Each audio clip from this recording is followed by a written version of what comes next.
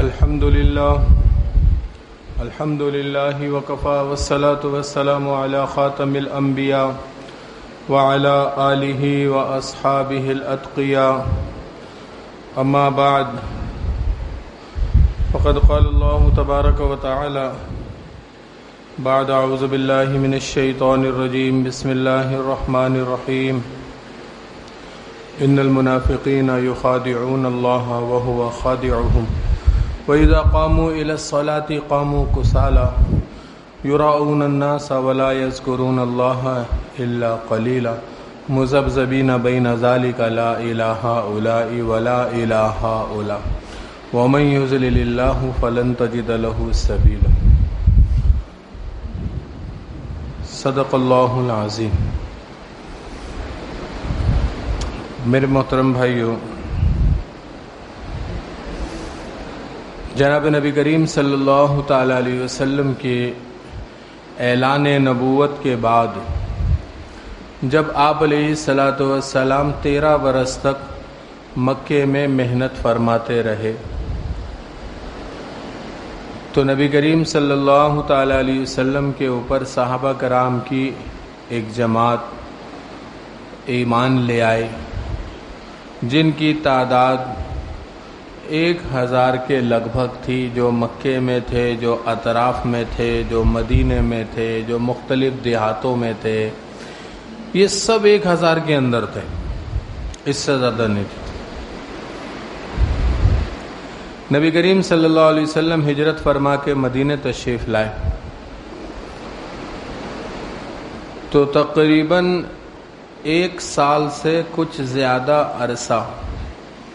آپ علیہ الصلاۃ والسلام کو مدینے میں اندرونی لوگوں کی مزاحمت کا سامنا رہا، یعنی ایسے قبائل جو کہ جناب نبی کریم صلی اللہ علیہ وسلم کو اور مسلمانوں کو پسند نہیں کرتے تھے، لیکن چونکہ مدینے کے انصار کے بڑے قبائل آپ علیہ السلام پہ ایمان لا چکے تھے تو اس وجہ سے یہ لوگ کھل کے مخالفت نہیں کر سکتے تھے۔ جیسے مکے والے کھل کے مخالفت کرتے تھے، ویسے مدینے کے کفار کھل کے مخالفت نہیں کر سکتے تھے۔ حضرت سعد بن عبادہ رضی اللہ تعالیٰ عنہ یہ خزرج قبیلے کے سردار ہیں، حضرت سعد بن معاذ رضی اللہ تعالیٰ عنہ یہ اوس قبیلے کے سردار ہیں، دونوں سعد۔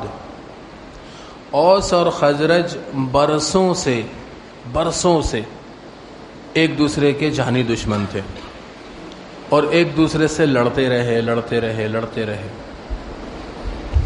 جب آپ علیہ الصلاۃ والسلام تشریف لے آئے تو یہ دونوں قبائل مسلمان ہو گئے،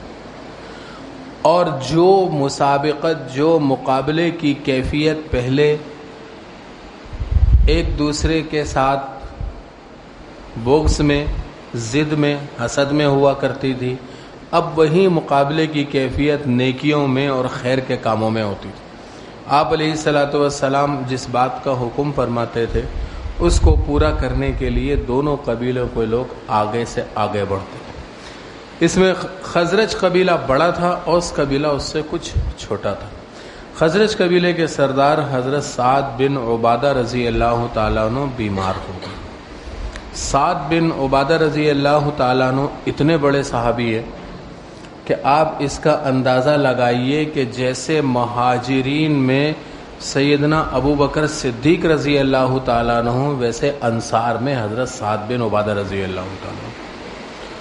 سعد بن عبادہ رضی اللہ تعالیٰ عنہ بیمار ہوئے، حضور اکرم صلی اللہ تعالیٰ علیہ وسلم اپنے خادم کو لے کر سواری کے جانور پہ ان کو پیچھے بٹھا کر حضرت سعد بن عبادہ کی عیادت کے لیے تشریف لے گئے۔ راستے میں دیکھا کہ کچھ لوگ بیٹھے ہوئے، جیسے دیہاتوں میں ماحول ہوتا ہے، ایک بیٹھک ہوتی ہے، ایک ڈیرا ہوتا ہے، لوگ بیٹھے ہوئے ہوتے ہیں، گپ شپ لگا رہے ہوتے ہیں، تو دیکھا کچھ لوگ بیٹھے ہوئے ہیں تو آپ علیہ السلام کے دل میں یہ بات آئی کہ میں ان پر اسلام پیش کروں، ممکن ہے کہ کچھ لوگ مسلمان ہو جائیں۔ تو آپ علیہ الصلاۃ والسلام نے لے جا کر سواری کو وہاں روکا تو سواری کے رکنے سے اس کے پیروں سے کچھ گرد و غبار اٹھا۔ عبداللہ بن ابی بن سلول جو بعد میں رئیس المنافقین ہوا، اس وقت تک اس نے اپنے مسلمان ہونے کا اعلان نہیں کیا تھا۔ تو یہ بھی اس مجلس میں تھا، کہنے لگا کہ بھائی دھول نہ اڑاؤ، ہم لوگ یہاں بیٹھے ہوئے۔ اس مجلس میں عبداللہ بن رواحہ رضی اللہ تعالیٰ عنہ بھی تھے اور بھی کچھ مسلمان تھے۔ اس مجلس میں عبداللہ بن ابی بن سلول منافق بھی تھا، جو اس وقت تک اپنے آپ کو مسلمان نہیں کہتا تھا۔ اسی طرح کچھ یہودی بھی تھے، ملا جلا مجمع تھا۔ آپ علیہ الصلاۃ والسلام نے وہاں جا کر اسلام کی دعوت کو پیش کیا۔ اسلام کی دعوت ان کے سامنے بھرپور انداز میں، پھر اللہ کا کلام ہو اور نبی صلی اللہ علیہ وسلم کی زبان ہو تو کیسے انداز میں انہوں نے پیش کیا ہوگا۔ مجلس کے اوپر ایک سما بن گیا،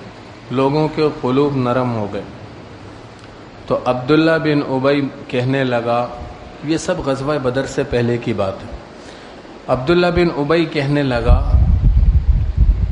کہ آپ جو باتیں کر رہے ہیں یہ باتیں بہت اچھی ہیں، یہ باتیں دل کو بہت اچھی معلوم ہوتی، لیکن آپ اپنے گھر پہ جا کے بیٹھیے، آپ اپنے گھر پہ بیٹھیے، جو آپ کے پاس آئے اس کو یہ باتیں سکھائیے، ہماری مجلسوں میں آ کر ہماری مجلسوں کو نعوذ باللہ خراب نہ کریں۔ تو عبداللہ بن رواحہ رضی اللہ تعالیٰ عنہ کھڑے ہوئے۔ عبداللہ بن رواحہ وہ صحابی ہیں کہ حضرت حسان بن ثابت رضی اللہ تعالیٰ عنہ کے بعد سب سے زیادہ بہترین اشعار عبداللہ بن رواحہ رضی اللہ تعالیٰ عنہ کا، اور غزوہ موتا میں حضور صلی اللہ علیہ وسلم نے ان کے شہید ہونے کی پیشن گوئی بھی فرمائی تھی، اور غزوہ موتا میں یہ شہید ہو گئے تھے۔ عبداللہ بن رواحہ رضی اللہ تعالیٰ عنہ کھڑے ہوئے کہ یا رسول اللہ صلی اللہ علیہ وسلم کیوں نہیں، آپ ضرور تشریف لایا کریں، آپ تشریف لا کے ہماری مجلسوں کو رونق بخشا کریں، آپ ضرور آیا کریں۔ تو کچھ لوگ عبداللہ بن ابی منافق کی حمایت میں کھڑے ہو گئے، اور کچھ لوگ عبداللہ بن رواحہ رضی اللہ تعالیٰ عنہ کی حمایت میں کھڑے ہو گئے، اور دونوں طرف سے کچ کچ شروع ہو گئی، دونوں طرف سے آپس میں ایک دوسرے کے ساتھ تو میں شروع ہو گئی۔ اب چونکہ جنگجو قبائل تھے، آپ علیہ السلام نے دیکھا کہ یہ بات بڑھتے بڑھتے پھر تلواریں نکل آئیں گی، تو جو ماحول جو فضا بنی تھی وہ ختم ہو گئی۔ آپ علیہ الصلاۃ والسلام وہاں سے خاموشی سے تشریف لے گئے۔ تو جن کی عیادت کے لیے جا رہے تھے ان کے پاس پہنچے حضرت سعد بن عبادہ رضی اللہ تعالیٰ عنہ، ان سے جا کر یہ سارا واقعہ حضور صلی اللہ علیہ وسلم نے سنا دیا۔ حضرت سعد بن عبادہ کہنے لگے، اللہ کے رسول صلی اللہ علیہ وسلم، مدینے کے 100 بڑے قبائل ہیں، مدینے کے 100 بڑے قبائل ہیں، اور ان سب کے سرداروں نے متفقہ طور پر ایک، ہم اپنے زمانے کے حساب سے کہہ لیں، ایک یونین بنانے کی، ایک تنظیم بنانے کی ایک منصوبہ بنایا تھا، اور اس یونین کا ان 100 قبائل کا سربراہ ہم نے عبداللہ بن ابی کو طے کیا تھا، کیونکہ وہ سب سے زیادہ ہوشیار اور سب سے زیادہ سمجھ بوجھ والا انسان ہے۔ تو ہم نے یہ طے کیا تھا، لیکن آپ علیہ السلام ہجرت فرما کے مدینہ آ گئے، تو اب آپ کے سامنے کس کا چراغ جل سکتا؟ اس سے وہ چڑ گیا، اس کے ہاتھ سے عہدہ نکل گیا، اس سے وہ چڑ گیا، اس لیے آپ اس کی بات پر جو ہے دھیان نہ دیا کریں۔ تو یہ لوگ جو عبداللہ بن ابی جیسی ذہنیت کے لوگ تھے، یہ مسلمانوں کو تنگ کرتے رہے یہاں تک کہ غزوہ بدر ہو گیا۔ غزوہ بدر ہوا تو عبداللہ بن ابی منافق نے اپنے حواریوں کو، اپنے ارد گرد کے لوگوں کو جمع کیا اور کہنے لگا کہ لقد امیر عمرو ابن ابی کبشہ، اب تو یہ مکے سے ہجرت کر کے آنے والے محمد صلی اللہ علیہ وسلم کا معاملہ اب بڑھ چکا ہے۔ اب 2 باتیں ہیں ہمارے سامنے، ایک بات تو یہ ہے کہ ہم ایک بڑا لشکر جمع کر کے ان مسلمانوں پہ حملہ کریں، اور دوسرا راستہ ہمارے لیے یہ ہے کہ ہم ظاہری طور پر ان کا ساتھ دینے کا اعلان کریں اور اندر اندر ہم ان کی جڑیں کاٹیں۔ تو چونکہ منافق تو ہمیشہ بزدل ہوا کرتا ہے، تو ان لوگوں نے اس بات کو قبول کیا کہ ہم ان کے ساتھ مسلمان ہونے کا اعلان کر دیتے اور پھر اس کے بعد جو ہے وہ ان کو ہم تباہ کریں گے۔ تو غزوہ بدر سے پہلے منافقین کا کوئی وجود نہیں تھا۔ غزوہ بدر کے بعد عبداللہ بن ابی کئی ایک لوگوں کے ساتھ حاضر خدمت ہوا اور اس نے اپنے مسلمان ہونے کا اعلان کیا۔ اللہ رب العزت نے اس کے لیے آیت نازل کی کہ یقولون بافواہہم ما لیس فی قلوبہم، یہ اپنی زبان سے ایسی بات کہتے ہیں جو ان کے دلوں میں نہیں ہے۔ اذا جاءک المنافقون قالوا نشہد انک لرسول اللہ، جب یہ منافقین آتے ہیں تو یہ کہتے ہیں کہ ہم گواہی دیتے ہیں کہ آپ اللہ کے رسول ہیں، واللہ یعلم انک لرسول، اور اللہ بھی جانتا ہے کہ آپ اللہ کے رسول ہیں، واللہ یشہد ان المنافقین لکاذبون، لیکن اللہ اس بات کی گواہی دیتا ہے کہ منافقین جھوٹے ہیں، کیونکہ ان کے ظاہر پہ ایمان ہے اور دل میں کفر ہے، یہ جھوٹے ہیں۔ ہمارے زمانے میں یہ تو منافقین کیسے وجود میں آئے یہ پوری تفصیل تھی اس کی۔ ہمارے زمانے میں جو ہے وہ منافقین کی 3 قسمیں ہیں۔ پہلی قسم جو ہے وہ منافق اعتقادی، جو عقیدے کے اعتبار سے، ایمان کے اعتبار سے منافق ہو، جیسے کہ مدینے کے منافق تھے کہ اندر سے کافر تھے، اوپر سے مسلمان تھے۔ ہمارے اس معاشرے میں بھی غیروں کی طرف سے بہت سارے ایسے لوگ چھوڑے ہوئے ہیں جو کہ ظاہر میں اپنے آپ کو مسلمان کہتے ہیں لیکن اندر سے وہ کافر ہیں۔ دوسری طرح کے لوگ ہیں جو ہیں تو مسلمان لیکن ان کو کہا جاتا ہے منافق فکری، فکر، سوچ، نظریے کے اعتبار سے منافق ہے، یعنی وہ دین کو ضروری نہیں سمجھتے، مسلمان ہیں لیکن دین کو اچھی چیز سمجھتے۔ ہاں نماز پڑھنا چاہیے، اچھی بات ہے، داڑھی رکھ لینا چاہیے، اچھی بات ہے، اچھی چیز سمجھتے ہیں، دین کو ضروری نہیں سمجھتے۔ حالانکہ دین میں جب آپ نے کلمہ پڑھ لیا تو اب ساری چیزیں آپ کے اوپر ضروری ہے۔ اور تیسری طرح کے لوگ وہ ہیں جو کہ عقیدے میں بھی صحیح ہیں، مسلمان بھی ہیں، دین کو ضروری بھی سمجھتے ہیں کہ ہاں دین پہ عمل کرنا ضروری ہے، لیکن سستی کی وجہ سے دین پہ عمل نہیں کرتے، سستی کی وجہ سے، ماحول کے خراب ہو جانے کی وجہ سے، شیطان کے بہکاوے میں آنے کی وجہ سے وہ دین پہ عمل نہیں کرتے، تو ایسے لوگ منافق عملی ہیں۔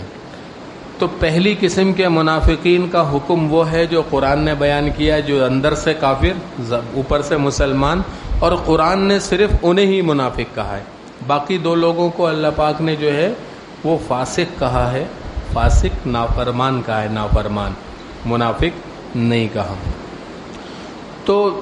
یہ اللہ رب العزت نے ان کے بارے میں فرمایا کہ جو عقیدے سے منافق ہیں وہ جہنم کے سب سے زیادہ سخت عذاب میں ہوں گے۔ ان المنافقین فی الدرک الاسفل من النار، یعنی منافقین عیسائیوں سے بھی زیادہ سخت عذاب میں، بت پرستوں سے بھی زیادہ سخت عذاب میں، یہود سے بھی زیادہ سخت عذاب، سب سے سخت عذاب میں وہ لوگ ہوں گے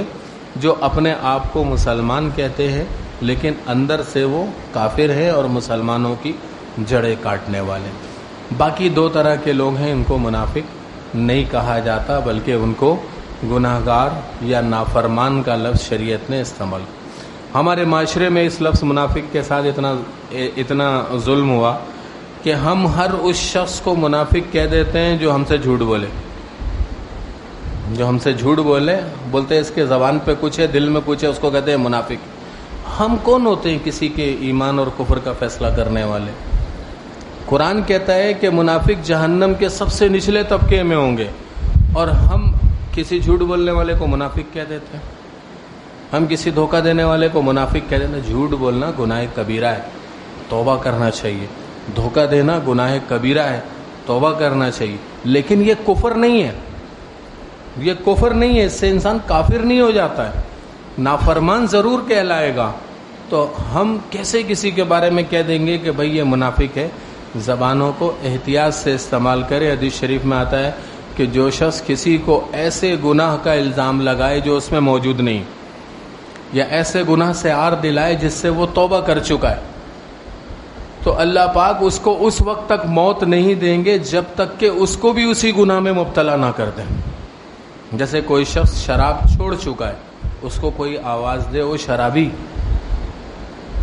تو اللہ پاک اسے موت نہیں دیں گے اس وقت تک جب تک اس کو بھی شراب میں مبتلا نہیں کریں گے۔